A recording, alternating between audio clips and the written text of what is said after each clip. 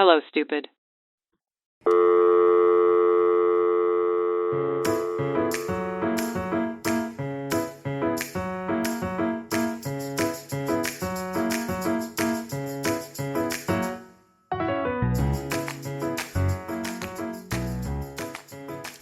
Hello.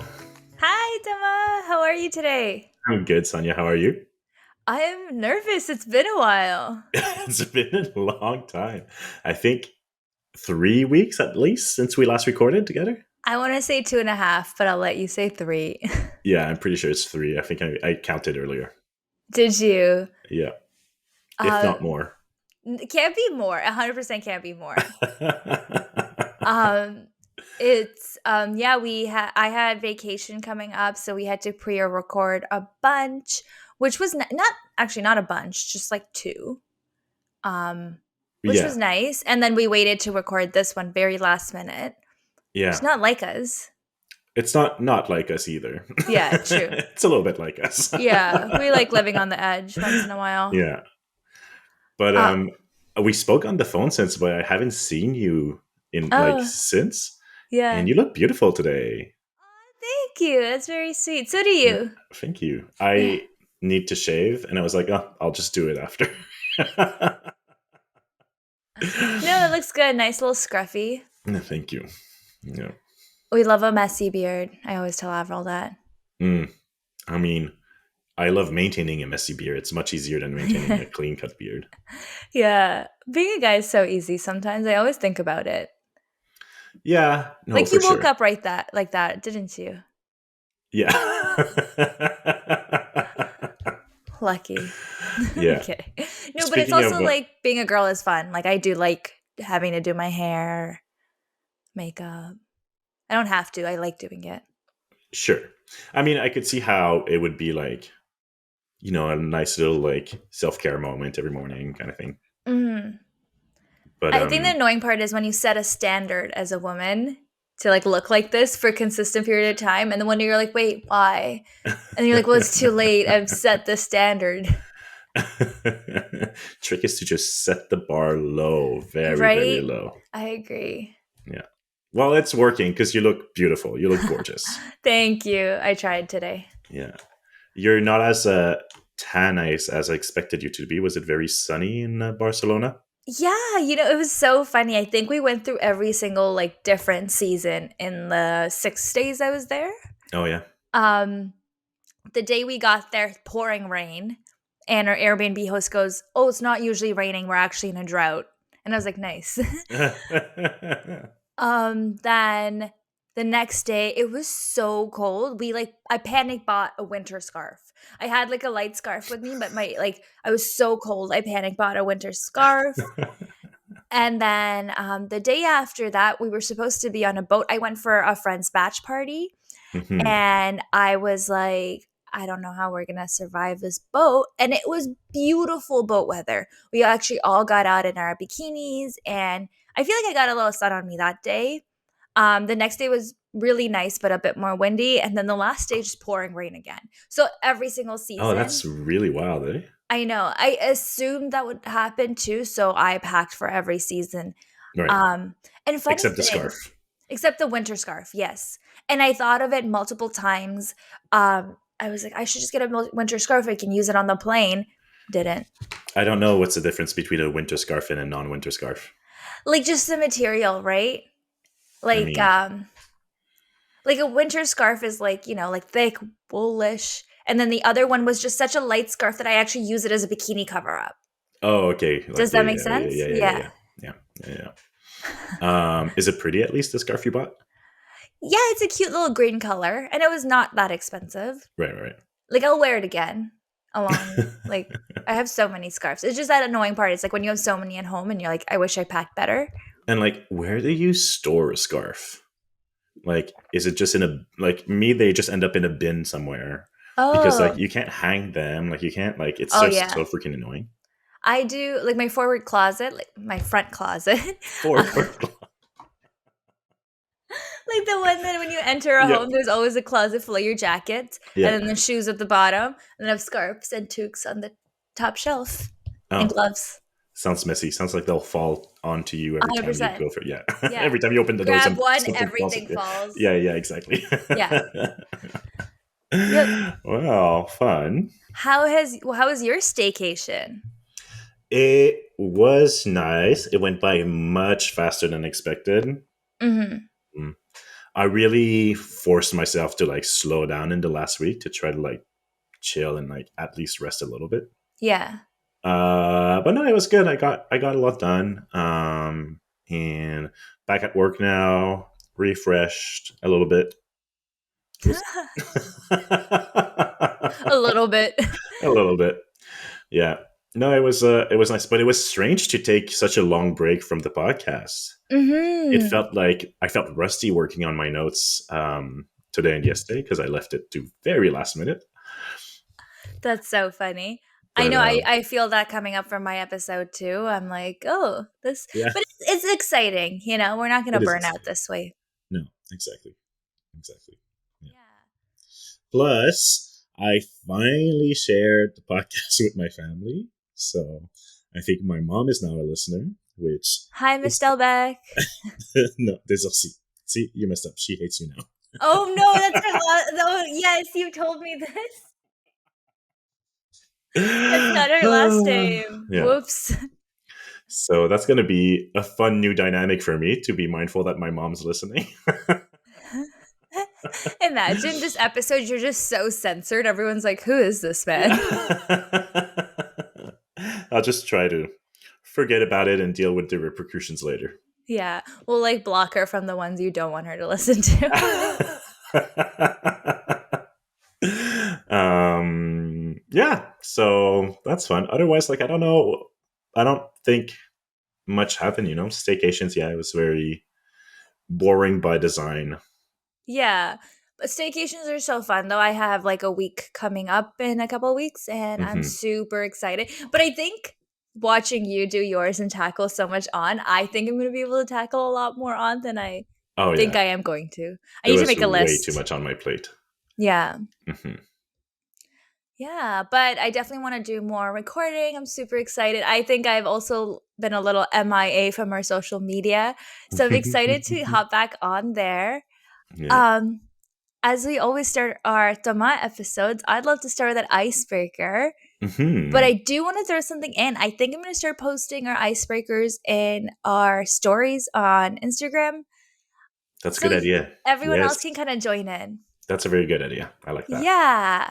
I think the reason we started the icebreakers is because I love like hearing people's answers, and I'm like, as much as amazing as your answers are, I'd love to hear what our followers have to say as well. Sure. Are you ready? Yeah, I go for it. All right. I like this one because I feel like your answers can be funny. Rate your level of patience and justify your score. Ooh, okay. Um, I was gonna say it depends between like personally and professionally, but more and more as I'm growing older. Sorry, ager. As I'm growing older, that like they're starting to overlap. Like it doesn't depend anymore. Like okay, on 1 to 10, I would say 6. Is this personal or professional? Both. Or okay, a six. Okay. Yeah, because I think um I try to be patient, but I'm at a point in my life where I'm more concerned with being outspoken and putting boundaries. And so I think, I might have to find that balance again between, show a bit more patience and understanding to people versus being like, actually, that's BS and I don't think you should act like that. Because I'm leaning definitely more on the telling people offside. That's so funny. I feel like I know, like I totally agree. When I looked at this question, I was like, it depends. Like depends on who it is. Like yeah, professional and personal, but also like the patience I have with like my loved ones, I feel like. Hmm. Yeah. You know, like I'm sure Which I don't know if it's higher or lower. my husband would be like, "You are so impatient." Yeah. While I think in my professional life, people are like, "You're so patient." Yeah. Um, I think I'm gonna give myself like a. I think I could be like professionally speaking. I'm probably 8. I'm a little too patient Mm, because I'm like I feel bad for people easily. yeah. I think I'm gonna say 8, and probably in my personal life like a 7, Oh, yeah. 6.5, depending on Okay. who I'm dealing with. But now you have to justify why. Yeah, because I think just like I'm just very forgiving when it comes You professionally. are very patient. I think that's true. I think you are very patient. Even with me, sometimes you're like very patient.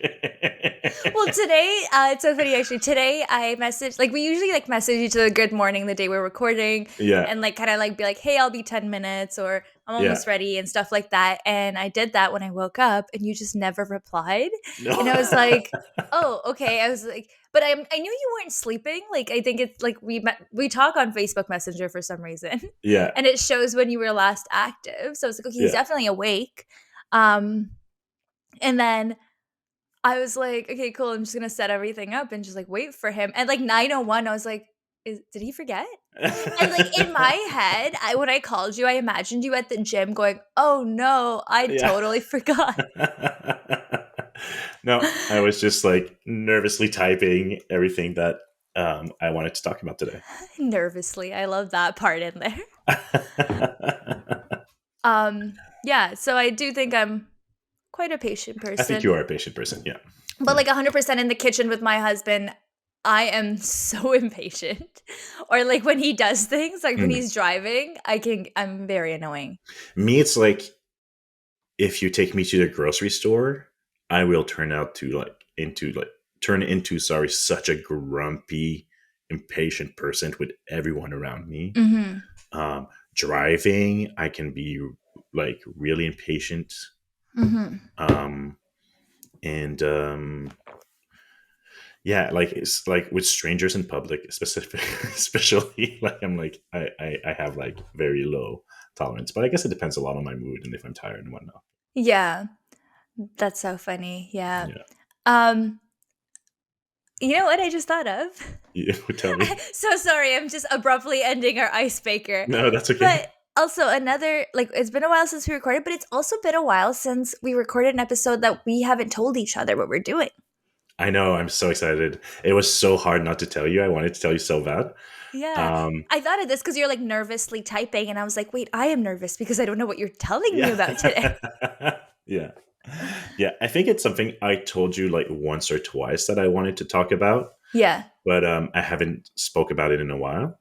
Yeah. And so even though like I was typing my research very last minute, last like yesterday afternoon and this morning, I've actually started the reading like 2 weeks ago. Mm. I need to figure that out. Like I don't think the process I'm using is working because what I do right now is that I find out everything I want to read, I read and highlight, and then when all of that is done, I go to my notes and I start typing. But it doesn't work because I end up being as I'm typing, I'm like, oh, I should look into this, and I end up researching so much more. I should Yeah. just do it more like a balance. It should be more of an intertwined process. No, I think you're doing great. Oh, thank you. I know our process is weird, but it works. Like I think for our followers as well, like the way we choose our topics each week is so funny. Like when we initially started the podcast, we had a list. We both had separate lists, and we Oh, actually went through the process of approving each other's lists. yeah, And then I think after week 2, it was like, fuck it, I'm doing this. yeah. Like I haven't opened the document in so long. I know. I'll open the document and be like, nah. Yeah. Plus, like, I think when we started, we were very like anxious of like, oh, like I don't, maybe I won't agree with the topic she wants to do because I don't know if it's going to be appropriate or blah blah blah and stuff like that. And you felt the same anxiety towards me, and I think now that we've calibrated on. Why are you laughing? I don't think I ever felt that anxiety that I don't think your topics would be appropriate. I know that you personally wanted to have a chance to veto my subjects a lot. That's so funny. I That's think I that. just wanted to know what you were doing, Oh, maybe. okay, maybe. But I mean, I think now that we've done this a few episodes, it's episode 21 today. Our podcast can drink in the States. We're finally Yeah, legal. finally legal. Um, we I think we have a good understanding that of like what our voice is together and like what is Yeah. is we're doing. So like we trust each other to find subjects and stuff. Yeah. And I also think initially we were just going to do random subjects to each other, or not jokes, not random subjects, but like we had subjects in mind that we might have heard before. But I think ever since we started doing it, we've been doing such odd subjects. And I think that's some of the feedback I've gotten from our listeners is that like we do such random stuff that people haven't heard before, like Hmm. AI porn and pigeons. Wow, Pigeons. pigeons. I keep hearing about your pigeons episode a lot. People are like, "Oh, who knew pigeons were so interesting?" I love that episode. I okay. I when I was traveling in Barcelona, there were so many pigeons everywhere, and I was the most annoying person with the people we were with. I was like, "So did you know pigeons were very smart? Do you know Mike Tyson collects them?" Yeah. Yeah, Yeah. yeah. So And I definitely want to start doing more animals. I'm so curious about more animals, but animals are fun. Yeah. yeah, I think that's the thing. It's just like ever since we started, now like subjects keep popping in my head all the time because the nature of our subjects is just like randomness. yeah, Like anything that comes on, I'm like, oh, that's kind of interesting. I wonder more. I want to know more about that. Oh, I want to know more about that yeah. kind of thing. Like especially like diplomatic immunity. Yeah. I, like, said that to a couple of people. I'm like, "Do you know what that means?" They're like, "No." And I was like, "Yeah, me neither. Listen to my podcast." Yeah. See, I don't know how you do that in parties or like around people or stuff like that because without my notes I can't talk about the subject even though I've researched it and we recorded a whole episode about it. Without my notes, I'm like, it's yeah, you should listen. It's really interesting. Well, yeah, I just throw out 2, like, fun facts that I Right. remember, and then I go listen to my podcast. And I Right. and I, like, low key, like, am annoying, and I kinda, like, wait till they pull out their phone. And I'm like, "Oh, let me show you." Oh yeah. So funny. You guys should do that too. If you recommend our podcast, make sure you watch them till they follow, Yeah. and even make them rate. Yeah. That's so funny. All right. Well, should we get into the deaths of today's episode? Yes, let's do it. I'm excited. All right. So, to put us in the mood and contextualize a little bit, Are we starting with a I'm story? I'm gonna ask you to imagine yourself in a little situation. Okay. Okay. So imagine that you're in the Victorian era Ooh, on a chilly January evening in London in 1834. okay. So, for context, in this time, everyone's latest fascination is for the macabre and death and the afterlife. Ooh. So, people are attending public executions in the thousands, penny dreadfuls about Frankenstein, Dracula. Dracula. Wow, Dracula. Yeah, sure. Werewolves and murderers are being sold on the street. It's the rise of spiritualism, and people are holding seances in their homes to entertain their guests. Ooh. Now, this evening, you're on a date with Fergus Robinson, the nephew of your father's physician. This is your third date with Fergus, and frankly, you're starting to get a little bored of him. I call him Fergie now. You would. And he loves it. But tonight, Fergie managed to get 2 tickets to a very rare and popular event. So you Ooh. simply could not miss out on the opportunity. Fergus takes you down to Holborn to the Royal College of Surgeons, and together you entered a dark, stuffy, overcrowded auditorium. In the center of the auditorium stands Thomas Joseph Pettigrew, and next to him, on a surgery table, lays what looks like a frail human body wrapped head to toe in old bandages. Ugh. You've got to give it to Fergus this time. He's really outdone himself. For In only just a few moments, you're about to witness the unrolling of an authentic Egyptian mummy from the 21st century. Oh my god. Are you doing mummification? We're going to talk a lot about mummies, specifically mummy unwrapping parties and the treatment of mummies throughout time. Oh my god. That's crazy. I've actually always wondered about this. Yeah. So it's a subject that kind of like came to me. It was recommended by a friend a while ago, and I was like, I didn't even know that was a thing. And then I saw like a meme mentioned it or something like that on Instagram, like a reel mentioned it or something. I'm like, oh, let me look more into this. And Yeah, it's really interesting. Actually, yeah, sorry, I've never heard of a mummy unwrapping party, but Hmm. I've always wondered about like mummies. Like, do you remember like when we were like I think kids, like the Mummy movie was very famous? Yeah, yeah, And yeah. I was like, that's so crazy. And then we kind of don't talk about mummies as much anymore. Hmm. Um, but mummies have been kind of like very has like had a strong hold on people's imagination for very long time, way Yeah. before Victorian era even. So we'll Hmm. get kind of into it, but first let's just dive in a little bit into like what mummies are exactly. So there's two types of mummies. You'll have anthropogenic mummies or spontaneous mummies. So anthropogenic are corpses that people have intentionally mummified, Okay. whereas spontaneous would be mummified corpse created unintentionally due to just natural conditions such as like extreme cold or dry heat. Or sometimes like in bogs, the acidity of the bog will like mummify like a corpse that died in there. Oh, okay. But today we'll focus on anthropogenic mummies, so the intentional ones. Hmm. How old do you think is the oldest mummified person ever found? I have some options for you. Okay, that'll help. 3,000 years old, Okay. 4,000 years old, 7,000 years old, or 12,000 years old? I'm going to go with 12. 7,000 years old. Oh, so close. That was going to be my So other answer. close. Yeah. I am still the undefeated champion of Pop random quizzes. pop quizzes. There you Yeah. go. Tell me like I'm stupid pop quizzes. Where do you think it was found? The Egypt? seven? No, in Chile, Oh, okay.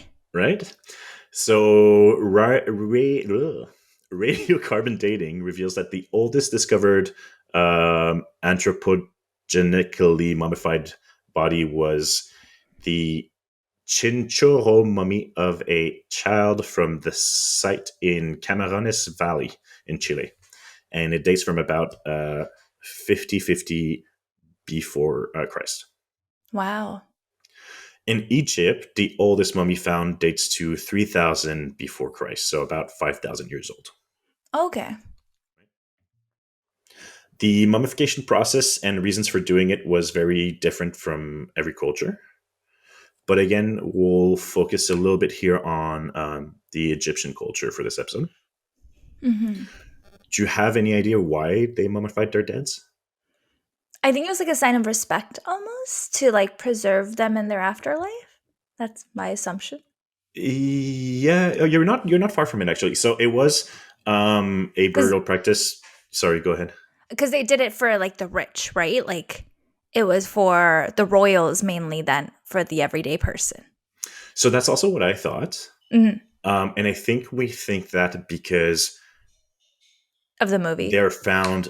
Well, yeah, but because the very famous mummies that we know even in museums are found like in big museums or like pyramids and stuff like that, right? Hmm. And so this big tomb around the mummified corpse was more reserved for the rich, but it was a very common treatment of the dead in general. Oh, okay. So The Egyptians saw preservations of the body after death as an important step to living well in the afterlife. So the preservation of your body would guarantee you a good life in the afterlife. Okay. But as Egypt gained more in prosperity, burial practice became also a status of symbol in wealth. So how is it was practiced also became a status of symbol of wealth. And Mhm. this led to the creation of elaborated tombs, like we said, and more sophisticated methods of embalmment. Mhm. Do you want to know how to mummify someone? Yeah, I was just gonna ask, like, what do they use? Right? Okay, so it's actually quite an interesting process. The first step is to remove all the organs to halt Okay. the decomposition. And this is the process that was used in ancient Egypt, because there's many different processes again throughout the Mhm. different cultures. They didn't remove the heart, however, because the heart was thought to be the source of someone's thoughts and feelings. Yeah. Which, like, I found that was super interesting. It's like, wow, we still have that association with the heart Mhm. that they had 5,000 years ago, Yeah. right? That's so interesting. Yeah. Um, for the brain, they would stick a hook up the nose and move it around a bunch until the brain was basically blended and liquefied. Oh, And gross. then they would drain it out from the nose. Oh my god, that was a really rough visual there. Oh my god. Then the body was washed out with spices and palm wine, and Okay. finally dried out with natron. Natron is like it's like salt basically. It's a naturally occurring sodium mixture. Okay. Um, so they would leave it to dry with natron for 70 days. Oh, wow. Yeah, it's basically like curing meat with salt for preservation. Yeah, Mhm. that's disgusting. Thank you. The organs, which were also left to dry, were then either wrapped and replaced in the body cavity, or sometimes they were sealed in jars. And the Okay. jars were buried with the, well, not necessarily buried, but placed with the dead for the afterlife. Okay. Where did they leave the body for 70 days? Like in, I don't know, in The the, funeral home makeshift they had? exactly, Yeah. yeah, Okay. yeah, yeah. But in the salt. Mhm. So after the body was dehydrated, it was wrapped in many layers of linen cloths. And between the layers, Egyptian priests would place small amulets to guard the deceased from evil. Oh, No, okay. sorry, to guard the descendants from evil. Oh. Hmm. And then once the body was completely wrapped, it was coated in resin to keep the moist air away. Then placed in a coffin that was also sealed with resin. Wow. That Hmm. is an exhausting amount of steps. Right? Yeah. I kind of thought that's kind of beautiful. Like, it's a lot of, you know, time and resources dedicated to each body after death. Mhm. Do you know, like, who did it? Was it, like, the family of the deceased, or was it just, like, the, mummification people? So it was definitely some specialists or some trained people. There were some priests involved, of course, and then I would assume like embalmers or something, Yeah. because it's a process people had to pay for. Oh, okay. Yeah. So the process varied based on a person's status and their capacity to pay. Mhm. In the the least expensive process, for example, the organs were not removed.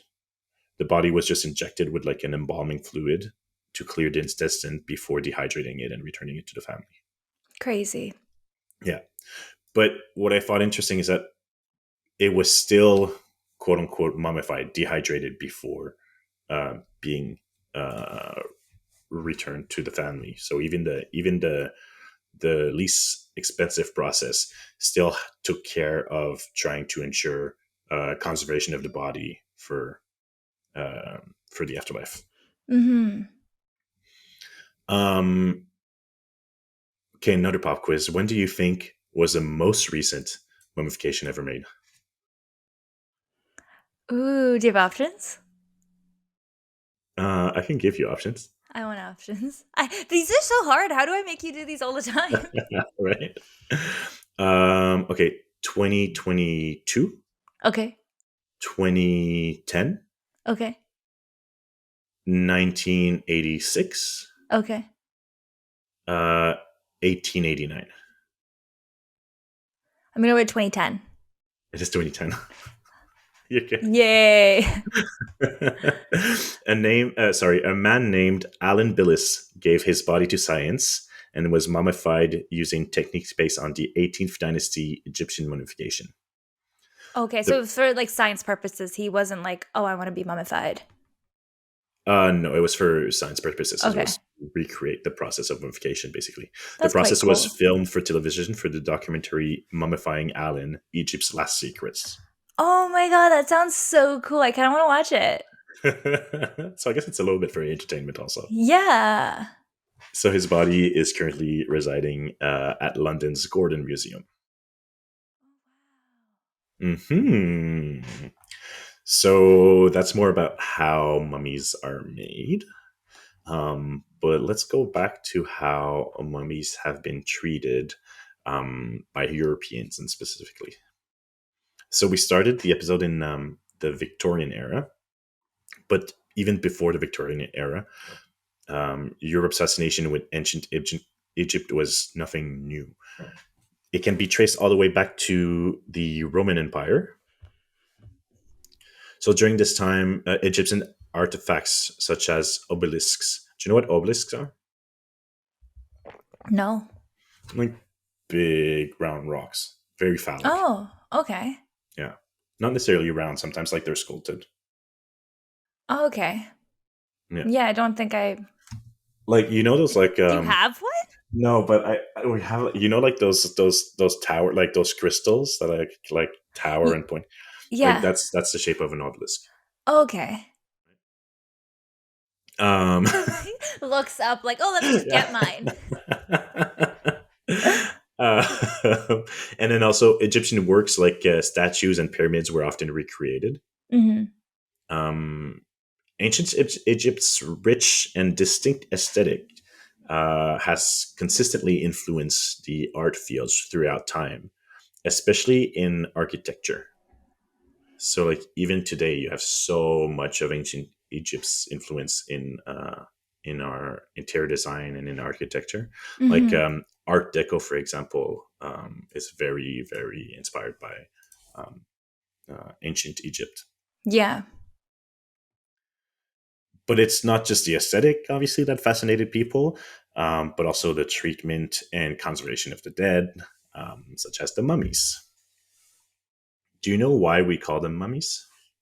Okay, that's the first thing that came up as we started talking about mummies. I was like, oh, such a weird word. It is a weird word. It's very Mummy. uncomfortable. Yeah. Mummy. You don't do that. It's even more weird when you I learn was where gonna it's say, from. wait, can I guess? It's Right.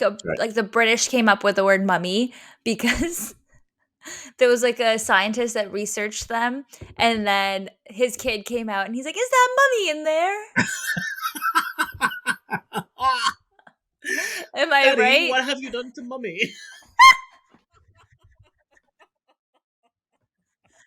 Am I right? That's it, isn't it? Am I right? Sure. How did you guess? No, you're not correct.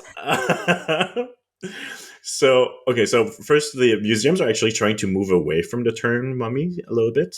They'll prefer mummified persons to try to give back some humanity to the bodies. But Sorry. yeah, mummy, daddy, where's mummy? All right. The etymology of the term is actually quite gross and somewhat rooted in cannibalism. Oh no, gross. Uh-huh. I like my theory better. Yep. So the term dates back to medieval times, and it comes from the Persian word for bitumen, mumia. Do you know what bitumen is? I don't think so, no. Asphalt.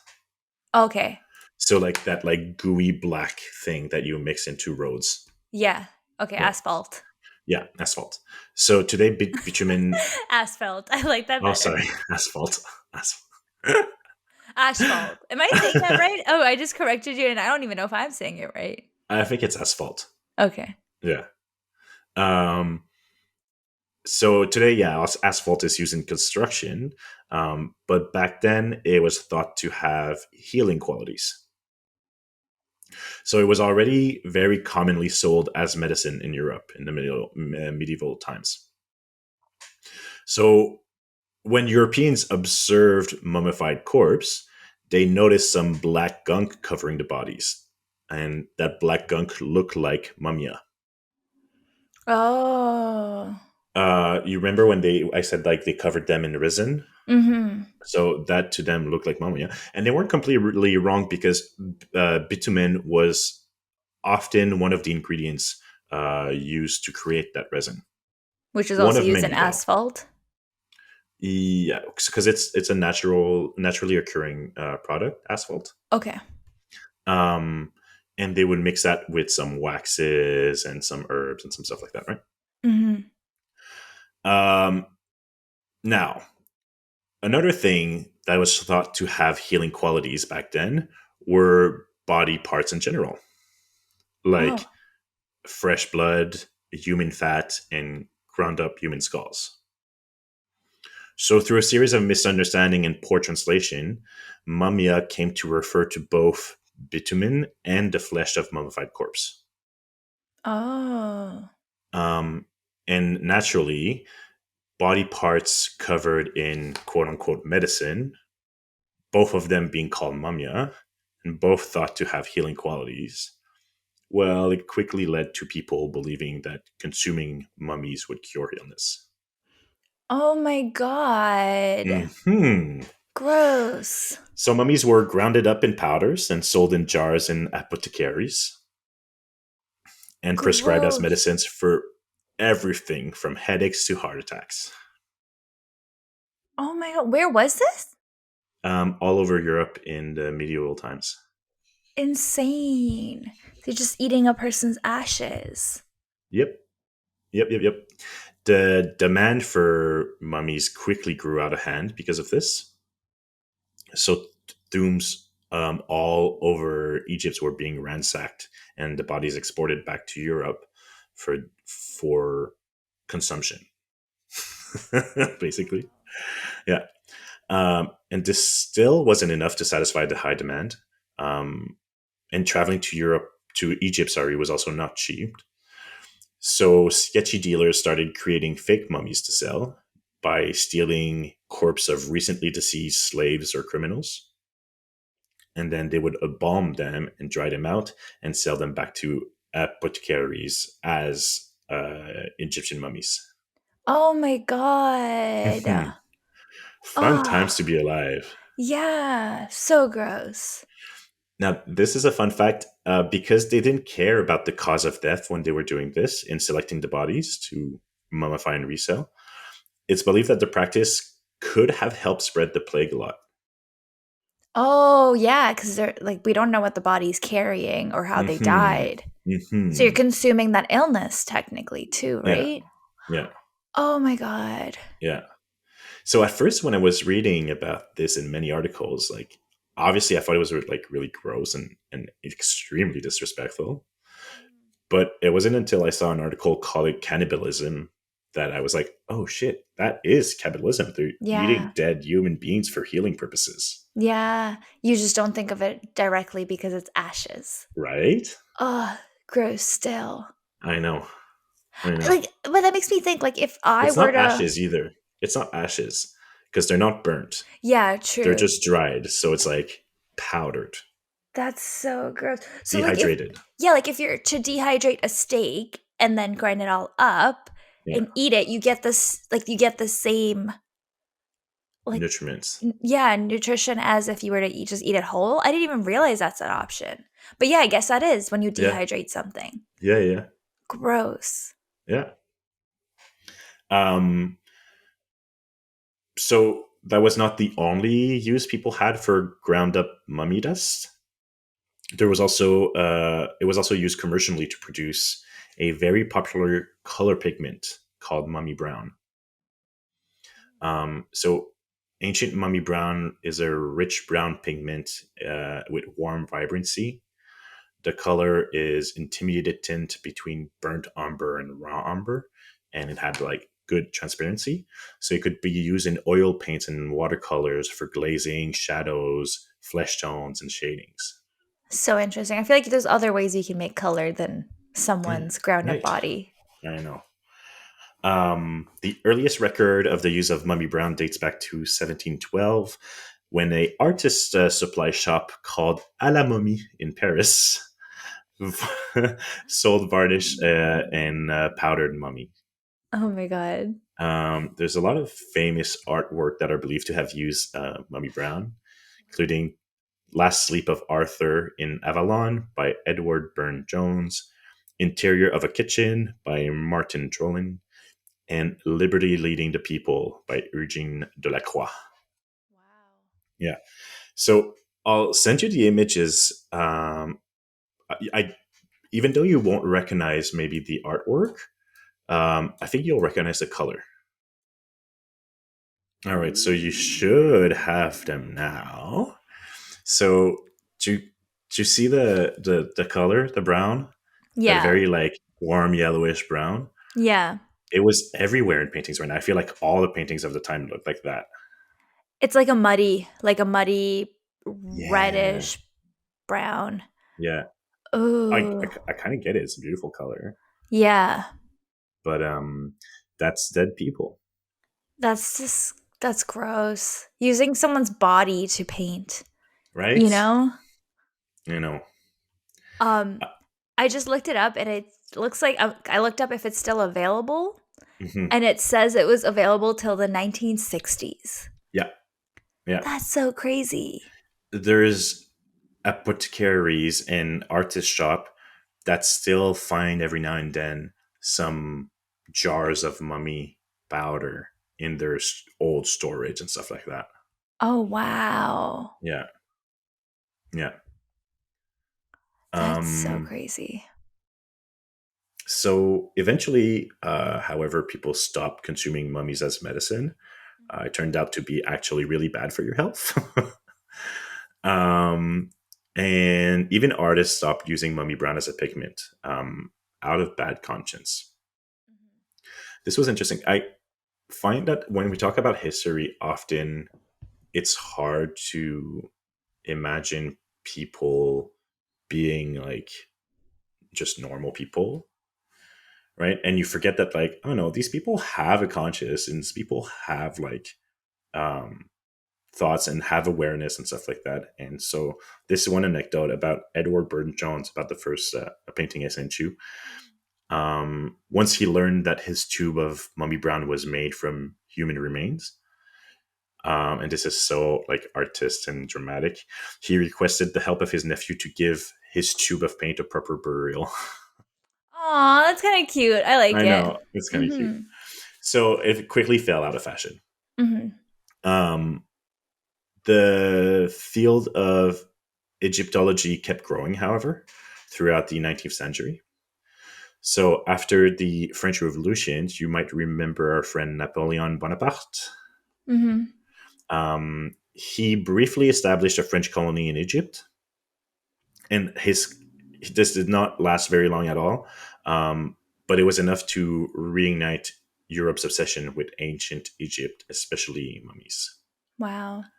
Um, so, like I said earlier, people were fascinated with the macabre back then. If you remember episode 3 on Paris catacombs, this is also the same around the same time that Paris opened up the catacombs to the public to attract tourists. Oh, okay. So people like were really fascinated with it then. Mhm. So travelers would bring back mummies from Egypt to display in their homes as exotic souvenirs. Yeah, like, even talking about like people not having a conscience back then, I think it was just that we didn't like they didn't have access to the knowledge we do right now with like the internet and everything, right? And also Hmm. like back then laws were not strict. So it's not like I think they would buy this paint literally probably thinking it's mummy paint or like just a color. And it's Well, not and like it was like labeled in the mat contains human, remains. yeah, Um, and like yeah. they would do these things like bring a mummy back from somewhere because they just thought it was a cool artifact. And like I think that's where like our laws come from now, saying like, no, Well, don't. also because of racism a lot. Like they wouldn't do that with a body from England necessarily, Yeah. right? Yeah. But because, well, two things. I think because it was very distant past, Mhm. and because it was the distant past of a Different nation culture. that they considered inferior, Yeah. Yeah. their consciences did not work in the same ways for those things, Mhm. right? Yeah, like back in the day, like even like displaying like dead animals was cool. Well, now Yeah, it's like kind not of at gross. all. Yeah. Yeah, red flag. Mhm. um, So, yeah, okay. So, in a letter to Pasha Mohammed Ali, the Trappist monk abbot Ferdinand de Gérande wrote the following: "It would be hardly respectable on one returns from Egypt to present oneself without a mummy in one hand and a crocodile in the other." Wow. Dead crocodile? Yes. Sorry, I don't know why Yes. that part stuck with me. Was a crocodile dead or alive? Was it like a uh, pet crocodile they're bringing home or yeah. But personally, I have a friend who collects fridge magnets from his travels. But dead bodies ripped away from their final resting place is next level. Yeah, that's crazy. Also, you didn't have to be an archaeologist or to be on like a archaeology expedition to bring home a mummy. Merchants in Cairo would sell mummies on the street to tourists. A lot of mummified bodies were displaced from all over Egypt to be really relocated in the most touristic cities and the most visited archaeologic sites, either to be displayed or sold. Crazy. Things rich people do. Yeah, and when you think about how, again, like how much time and energy and resources these people had put into preserving a final resting place for their deads, and preserving those bodies for their afterlife, and that now we're just snatching them and moving them around and selling them. Selling them, bringing them home as like a gift to their family. Like, Hmm. look what I brought. Honey, I'm bringing home a mummy. Yeah, like regardless of your personal beliefs around death, that's just like disrespectful, 100%. even if these people are long gone. um so anyways, this was a context in which people started wrapping them at parties. Oh my God. So at first, unwrapping events were framed more in a scientific and medical research way. Back then, it was common for um, open surgeries and autopsies to be open to the public, right? So unwrapping a mummy was just another medical event. But typically, these kind of events were attended by mostly medical students and artists. Also, artists would go to these events also to learn about anatomy. Um, I said one name in French, and my French accent is coming out so strong. To learn about anatomy, anatomy, Anatomy. Yeah. anatomy. Um, but now enters Thomas Joseph Pettigrew, who became famous for his mummy unwrapping events. He was originally a surgeon, but he had oriented his career to be an antique collector. One of his goals when unwrapping mummies was to prove through cranial measurements that the ancient Egyptians were actually Caucasian and not from African origin, Oh. by measuring the size of their skulls. So the measurements of the skulls was a major part of pseudoscience known as phrenology. It was very popular back then, but has obviously since been debunked. Hmm. Um, but Pettigrew, on top of being a fan of racist pseudoscience, was also someone who had a lot of showmanship. He knew exactly how to turn a boring anatomy class into a sold out spectacular show that would attract just about everyone to his operation table. Oh my god. So through his show, his fame grew quickly, and he was nicknamed Thomas Mummy Pettigrew. And his shows were almost always sold out. He was so famous that the Duke of Hamilton was such in awe of him and his work that he hired him to be mummified, to mummify his own corpse after death. Oh my god. Yeah. Wow. So the Duke was mummified in 1952 and buried in the sarcophagus of a nameless princess, which he had acquired years earlier in France. Oh my god. I know. The It's just Acquired. level on top of levels on top of Yeah. level. Like you stole someone's sarcophagus. You don't even know her name, and then you're burying yourself in it in the latest burial fashion of the time. You Yeah. know? By the coolest like Yeah, mummy guy there is. yeah, Oh, yeah. So with his shows becoming a huge success, people began to imitate him, and more events started popping up. Mummies were no longer a medical curiosity, but a thrilling mysteries to entertain the masses. wow. That's insane. Hmm. So theaters would be sold out with mummy unwrapping events. Events were, had lots of booze and entertainment. And people even started to unwrap mummies at home to entertain their dinner guests, That's insane.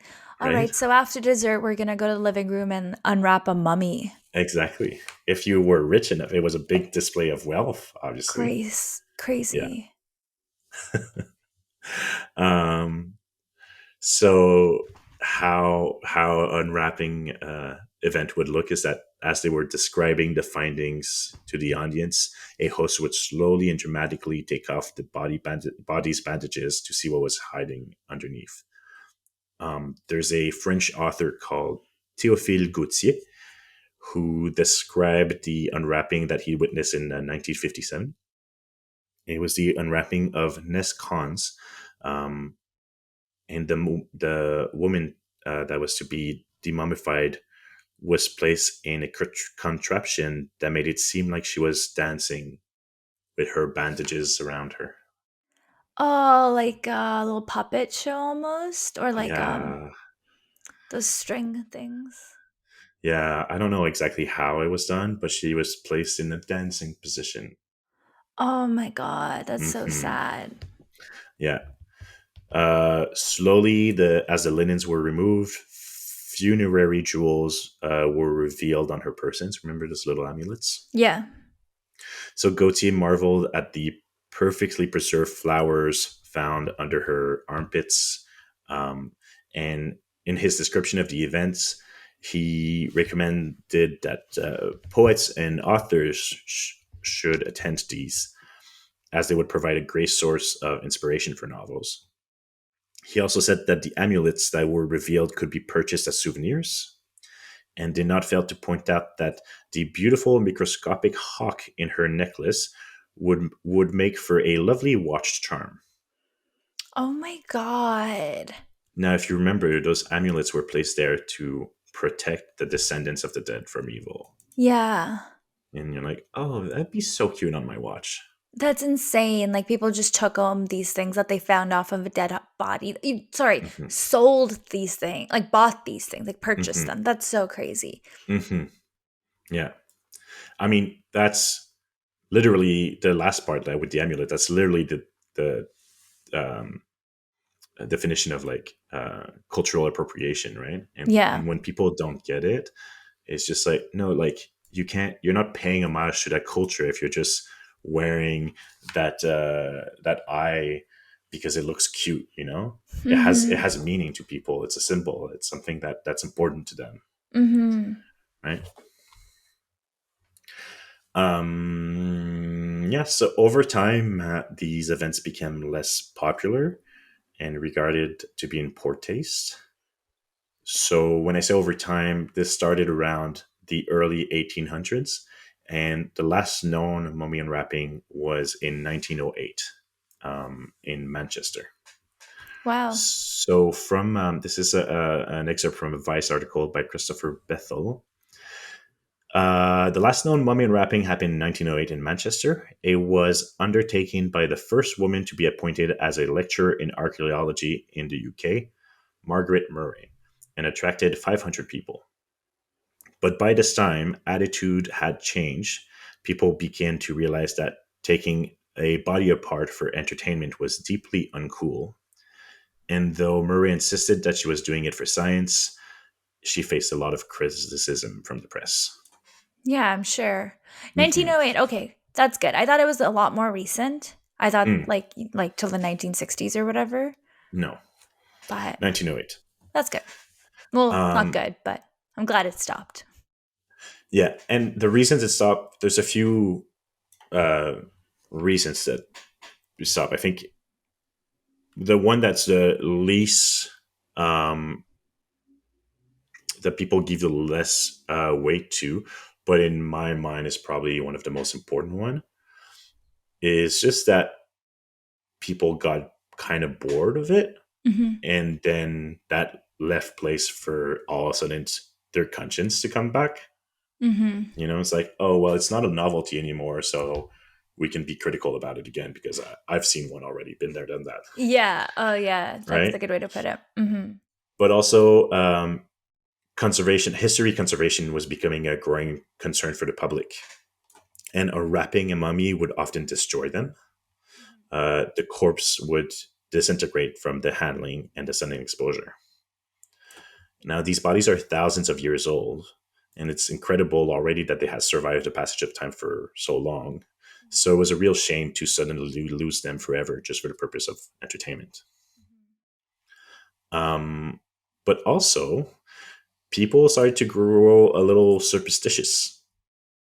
So at the time, short stories were being published around mummies, like, well, I don't have examples. I don't know why I said like, just look it Well, up.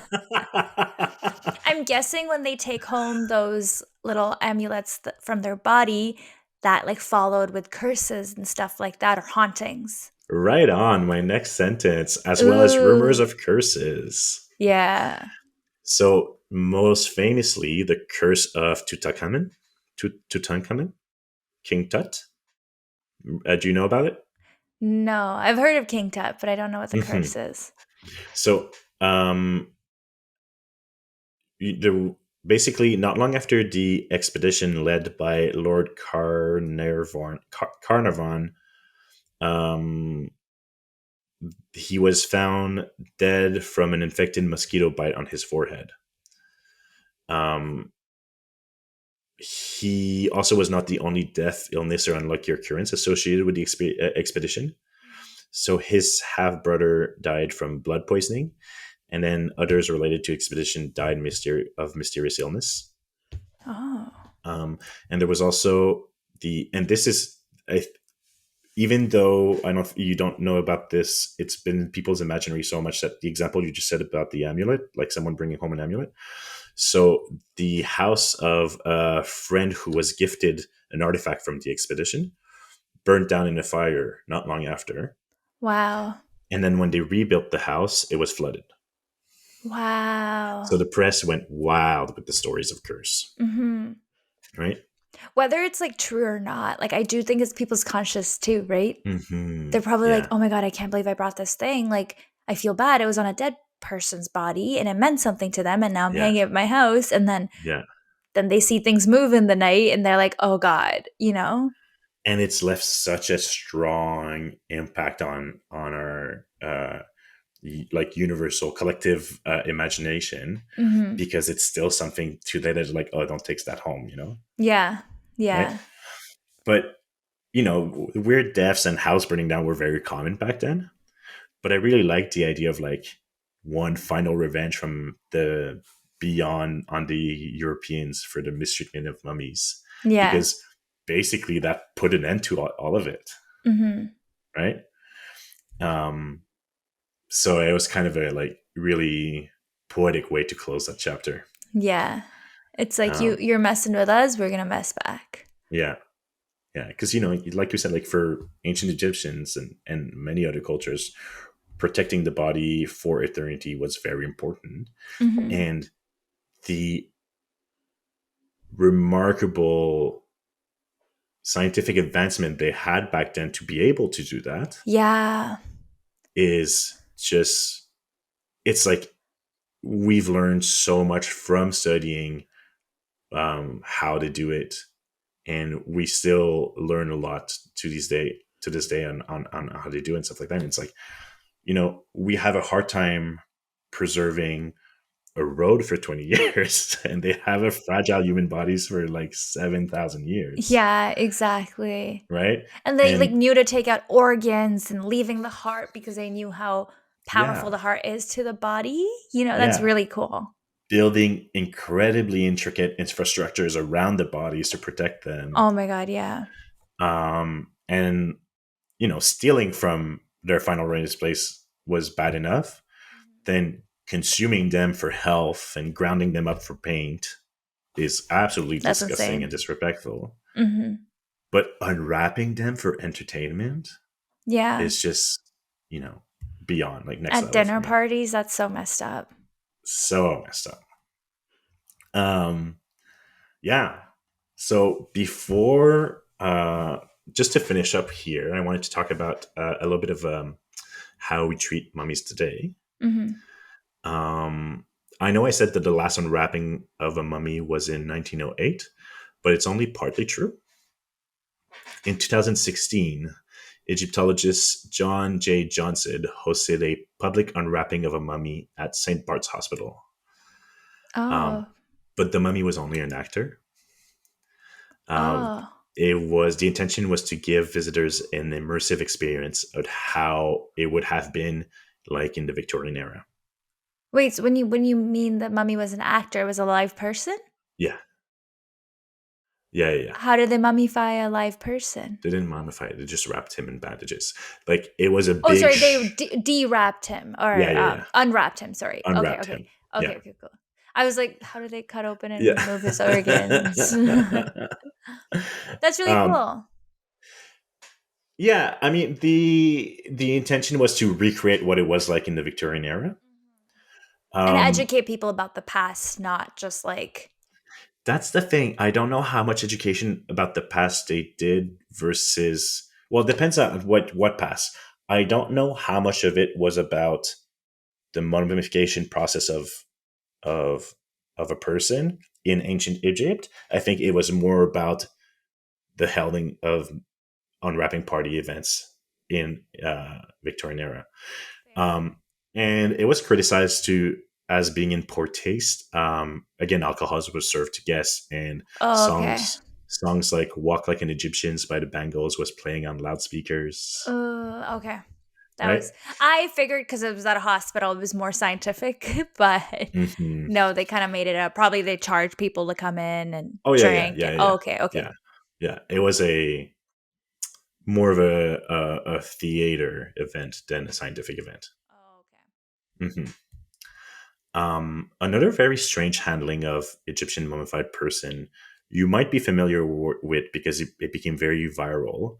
It was a viral meme, and I don't know how I feel about it. Do you remember the voice of a mummy? No. So researchers used a 3,000-year-old mummified body from the priest Nesiam, yes, sorry, Nesiamon, to recreate a model of his vocal tract and produce the sound of his voice. Oh, yeah, I think I vaguely remember this. Hmm. Yeah. And it's like just one syllable, and it sounds like a weird like. Bleh. Yeah, okay, I remember this. Hmm. So that's from the project of Voices from the Past, Uh-huh. and it was set up to investigate the possibility of giving voice for those long dead. Um, in cases where the remains were sufficiently well preserved. Mm.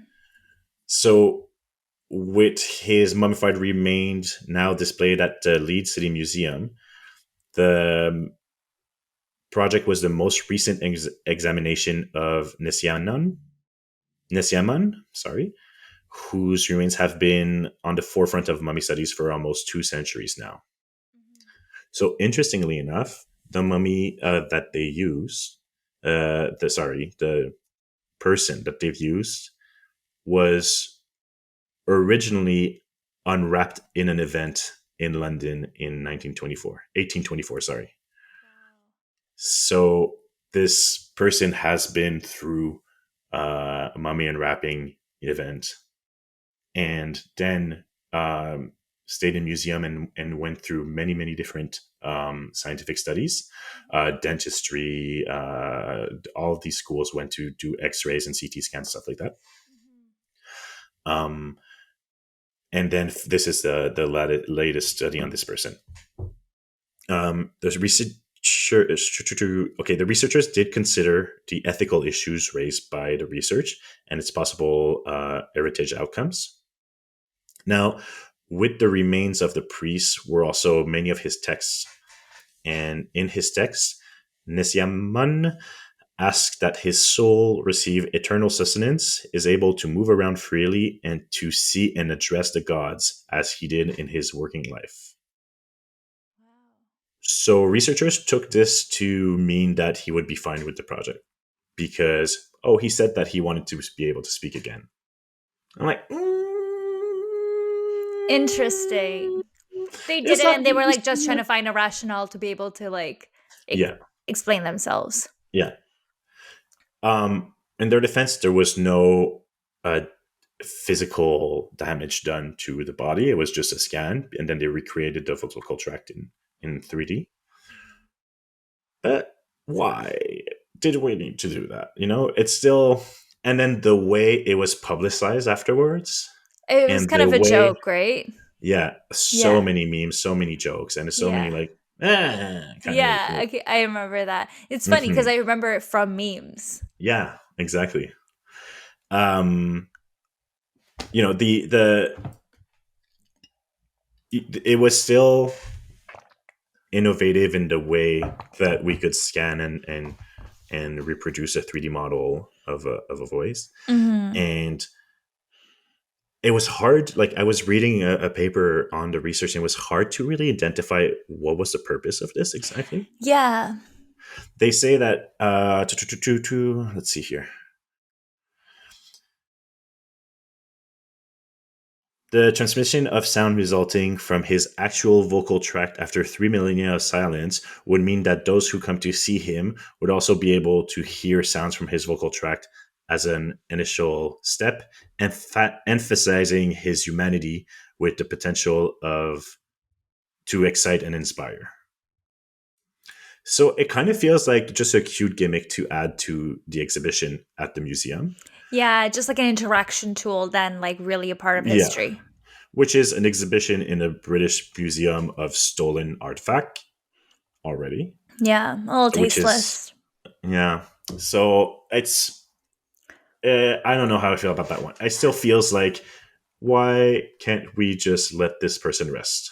I think like kudos to the researchers for coming up with something, but I feel like the efforts could have gone for something else. Mhm. You know? Like I Mhm. don't think it was a needed. No, I think also maybe they're kind of grasping at straws to remain relevant, um, especially because British museums and museums around the world have been highly criticized and under scrutiny lately um, for having their entire inventory being made out of stolen artifacts from other cultures and Mhm. And results then they're of. making money off of it too, Mhm, right? Mhm. exactly. So I think it's a weird attempt to be like, no, but if we keep it, we can still do cool things. Yeah. But Don't it's you like, wanna hear him yeah, say maybe, nothing? don't keep it. Maybe, return this body to its final resting place. Yeah, that's definitely a hard one. Yeah. So yeah, I don't know how I feel about that one. Like, it is a cool scientific advancement, I guess, but Hmm. this could have been done with a living person.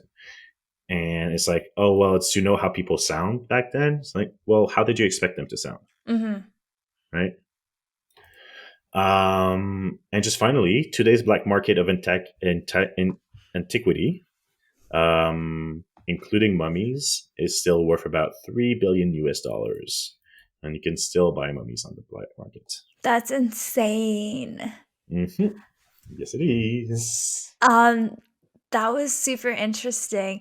I also just kind of like did a quick little search of the mummy movies because I remember like that being like a significant thing. Like I had that on DVD. I Hmm. watched it on repeat. I think that like one scene, I don't know if you watched it, where like Once or twice. it was like it had like hang on, I have it right here. The actors too, like the really beautiful Rachel Winsell Hmm. and Brendan Fraser. Like they had some really Yeah. good scenes. The girl who played Cleopatra was so beautiful. It was such a good Hmm. movie. But I feel like I didn't realize how many mummy movies there were. And then they did a remake in 2017 too with, Really? They did? sorry, where did it go? I had it right here. Yeah, 2017 with Tom Cruise, and it was also called The Mummy. Oh, I did not see that. I did not even hear about that. Yeah. Um and I don't think it did well. That's No. why. But the one with Brendan Fraser, like those were the popular ones. And I think they did 3 or 4 of those, and I don't know. Now that I'd like to rewatch it and see what I think about that. Was it like cultural appropriation? Hmm. Did they pay respect to the culture itself? Which I think they kind of did, right? From what I remember, it's like they had a research trip, but like that guy, he wanted more money and he disturbed the tomb, and that's why the mummy came to life and tried to kill them all. I don't remember the movie at all, to be honest. So I I think I do remember. remember. I remember thinking, like, because isn't there like, you know like a human version of the mummy and stuff like And that? she's Like, hot, I think. and there's like the pharaoh, also the guy. Because I remember thinking he was hot. I think you're thinking of the bad guy. Yeah. The priest, like the bald one? Yeah. Yeah, yeah, yeah. Yeah, I he think was the so. bad guy. Maybe. I think he was the one trying to destroy the tomb because he wanted that like the little amulets or whatever to Oh, I'll have sell. to watch it again. I know, I kind of want to watch it again now too. I do remember thinking like, oh, there's a lot of like naked chests in this movie. That's so funny. Um, Yeah, yeah, no, I think I definitely want to watch it again to see what they did. Like, was it I don't think I'll respectful? be able to stand by it after I watch it again, though. I totally agree. I'm like, I think I'm remembering it wrong. Yeah, yeah. Anyway, so yeah, I'm glad you liked it. I thought this was very interesting and like strange that it's not more common knowledge that we ate mummies and that we unwrap them for fun. That's yeah, I definitely had no clue about that. I knew about mummies, I knew the movies, and I think that is about it. Yep. So this was very educational and insane to think what people did in the past, what rich people do in the past did in the past. Right? Yeah. Thank you. Um, you're welcome. So yeah, I'll put all my sources in the show notes and on our blog, tellmelikeimstupid.com, and also include the paintings that I sent you so people can go see. Perfect. The paintings with Mummy Brown. Yeah. Thank you. I hope you guys enjoyed. Don't forget to share, rate us, and yeah, that would mean a lot to us. And send us your feedback. Good one. Good feedback Yes, only. please. We'd love to hear from you. Take care, everyone. Bye, everyone. Thank you so much. Have a good one.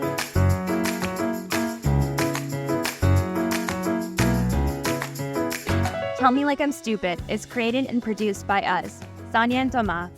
You can follow us on Instagram at Tell Me Like I'm Stupid. If you'd like to support us, please subscribe and review on your favorite podcast streaming platform. Our cover art was created by Ish. Find him on Instagram at h.e.e.s.h. Thank you for listening.